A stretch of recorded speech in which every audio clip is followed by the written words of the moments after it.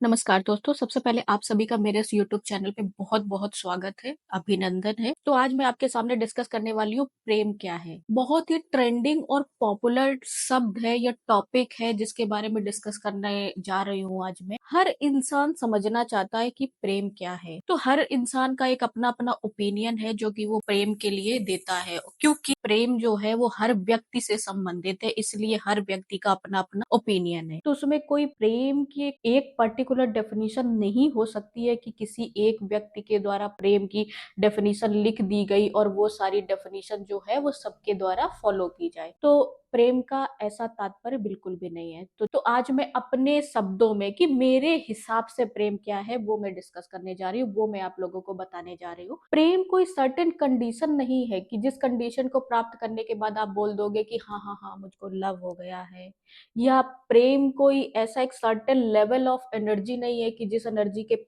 ऊपर आप पहुंचने के बाद बोल दोगे कि हाँ अब मुझको प्रेम हो गया या मुझको लव हो गया है। ये अनडिफाइंड है। प्रेम जो है वो अनडिफाइंड है, इसको कोई डिफाइंड नहीं कर सकता, इसकी कोई डेफिनेशन एक पर्टिकुलर नहीं दी जा सकती है। तथाकथित रूप से जब भी आप भागवत के लोग होंगे उनके मुंह से प्रेम शब्द निकाल दो तो उनका सीधा और सीधा तात्पर्य और कनेक्शन राधा और कृष्ण से हो जाता है।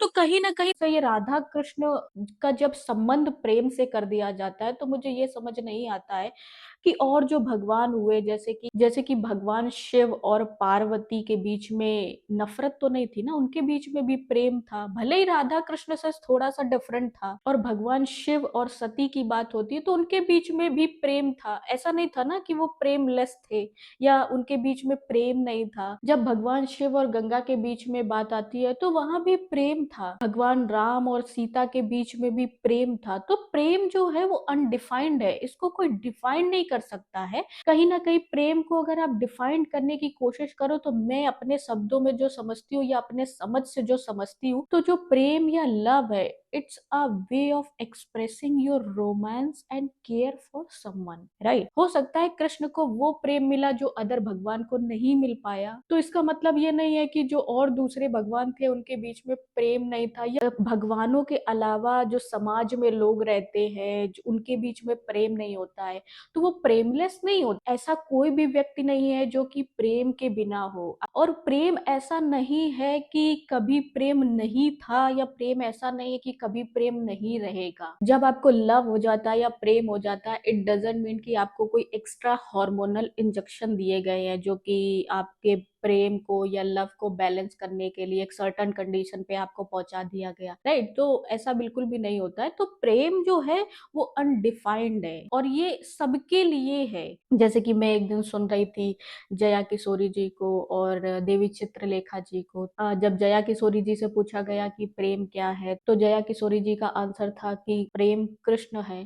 तो अगर प्रेम कृष्ण है तो और जो भगवान हुए हैं उनके बीच में नफरत तो नहीं थी ना, प्रेम तो उनके बीच में भी था। वास्तविक रूप से तो यही था कि प्रेम उनके बीच में था। हाँ, सबकी किस्मत में प्रेम एक जैसा नहीं होता है, वो बात अलग है। प्रेम में कुछ मिलता है, किसी को प्रेम में कुछ मिलता है, तो वो तो अलग अलग प्रेम का रिप्रेजेंटेशन है, राइट। प्रेम सबके लिए है, सबके पास है। आप अपने अपने प्रेम को, अपने अपने लव को अपने अपने तरह से एक्सप्रेस कीजिए बस। अब जैसे हम भगवानों वाले प्रेम को और वो बड़े लेवल वाले प्रेम को हटा देते हैं क्योंकि वो जितना समझना था हमने समझ लिया। अब अगर आपका कोई डाउट हो, कोई क्वेश्चन हो, तो आप नीचे लिख देना, मैं उसका आंसर कर दूंगी। अब बात करते हैं कि जैसे फिजिकल दुनिया, जैसे भौतिक दुनिया बोलते हैं, इसमें अगर हम प्रेम को समझने की कोशिश करें तो जैसे हमारे देश के सबसे ज्यादा अमीर इंसान जो है वो आकाश अंबानी इस समय है, आकाश अंबानी और श्लोका मेहता। तो हम ये नहीं बोल सकते ना कि प्रेम केवल पैसे से होता है तो श्लोका मेहता और आकाश अंबानी के पास ही है। इस दुनिया में ऐसे बहुत सारे लोग हैं जिनको एक दिन का रोटी नसीब नहीं होता है, तो ऐसा नहीं है कि उनके पास प्रेम ही नहीं है, उनके पास प्रेम है, वो अपने हिसाब से एक्सप्रेस करते हैं। और जो बहुत अमीर लोग हैं वो अपने हिसाब से एक्सप्रेस करते हैं। ऐसा नहीं है जो अमीर है उनके शरीर में बहुत ज्यादा प्रेम के हार्मोन है और जो गरीब है उसके शरीर में प्रेम के हार्मोन नहीं है, लव के हार्मोन नहीं है। सेक्स जो है वो लव का पार्ट है, प्रेम का पार्ट है। प्रेम विदाउट सेक्स नहीं है, भक्ति विदाउट सेक्स है। जो भक्ति आप केयर करते हो, भक्ति जो है वो कृष्ण है, भक्ति भगवान है। लेकिन प्रेम में आपका कहीं ना कहीं डायरेक्ट या इनडायरेक्ट रूप से सेक्स इन्वॉल्व होता है, वो चाहे मानसिक रूप से इन्वॉल्व हो या फिजिकल रूप से इन्वॉल्व हो। तो कभी भी कृष्ण प्रेम नहीं है।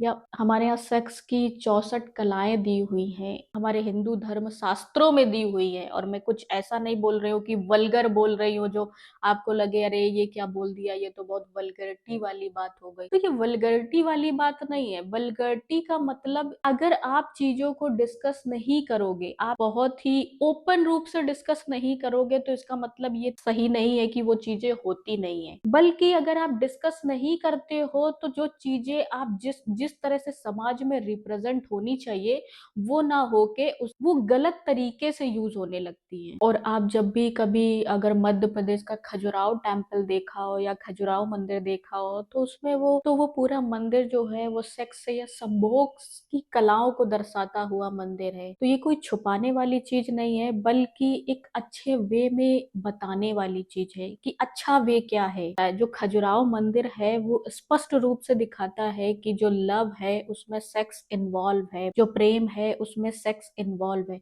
हाँ, बट भक्ति में सेक्स इन्वॉल्व नहीं है। प्रेम अनंत शब्द है, अविनाशी है।